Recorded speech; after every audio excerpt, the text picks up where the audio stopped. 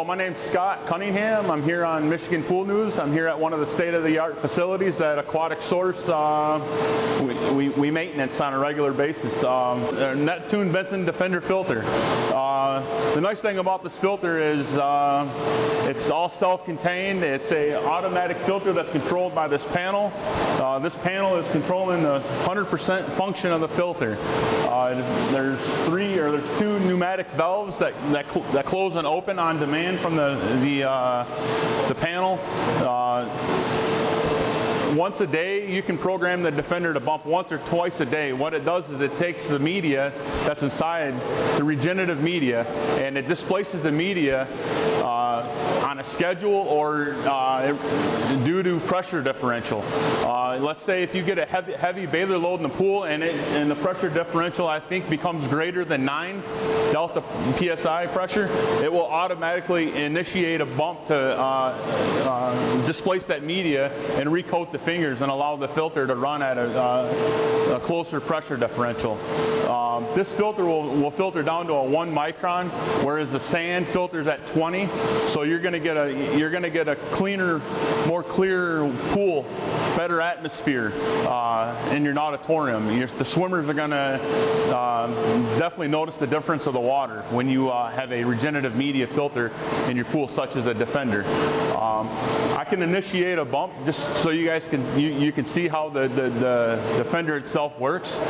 Mind you, this Defender has the capability of talking to your VFD.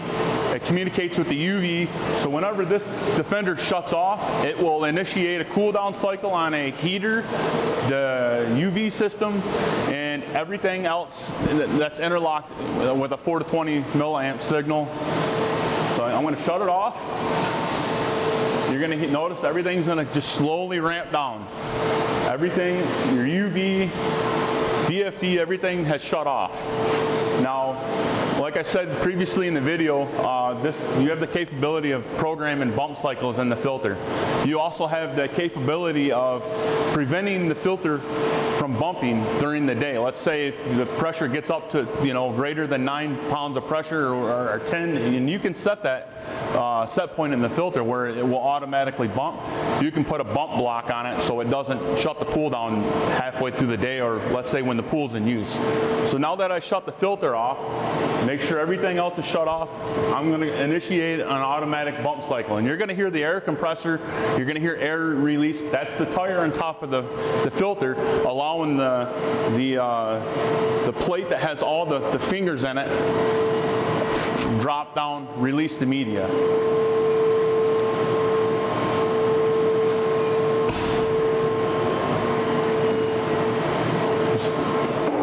Just exhausted the air. It's going to bump 10 times. And it's going to release the media. And if I could have you bring the camera around here to the side so I can show them. This Defender has a sight glass so you can see what's going on here. And it looks kind of milky right now. That's because the media in the Defender now is not attached to the fingers. It's actually suspended in this column of water inside the filter. Okay? After an automatic bump cycle, it will then go into a regenerative cycle where it regenerates the media, and it actually applies that media back to the fingers for a minimum of 10 minutes. We have some filters out there that go as long as 12 to 14 minutes. It's just site specific. You have longer runs between the filter and the pump.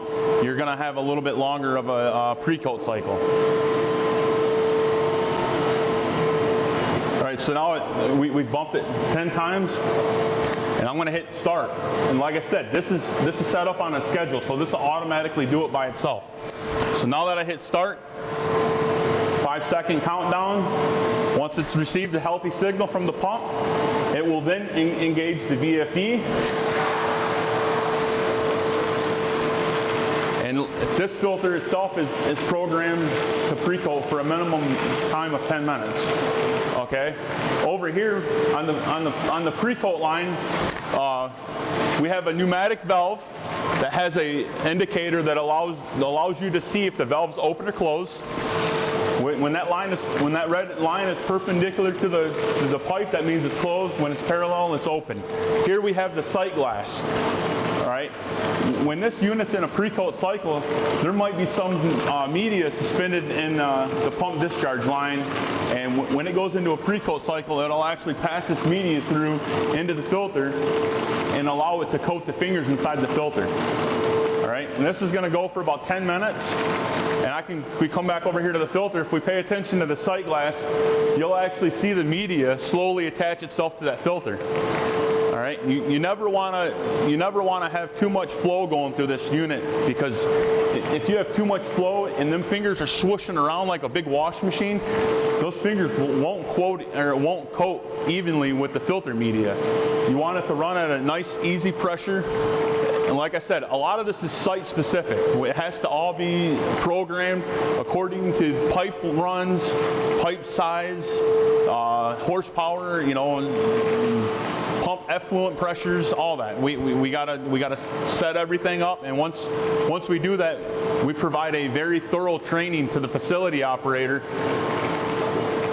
and make sure that he understands everything fully. And all in all, it's a nice system. If you look at the window, you can start seeing the fingers. That's good. They're coated nice and evenly, okay?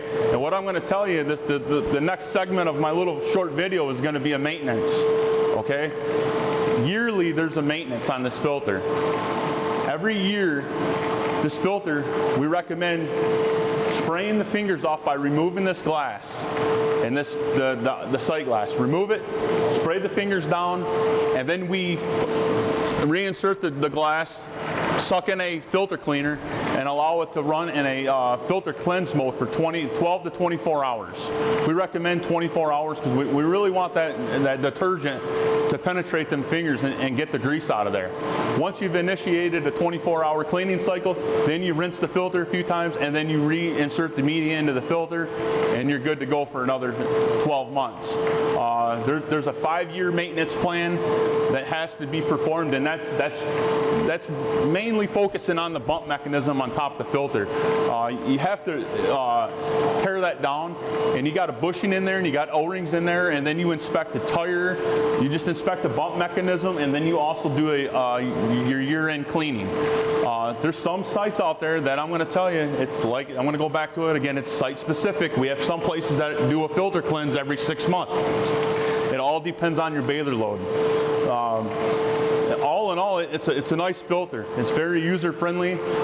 We have a lot of good feedback from all of our operators. They like the fact that they can change the media themselves, and we definitely have a good support line at Aquatic Source. So thank you, Scott with Aquatic Source.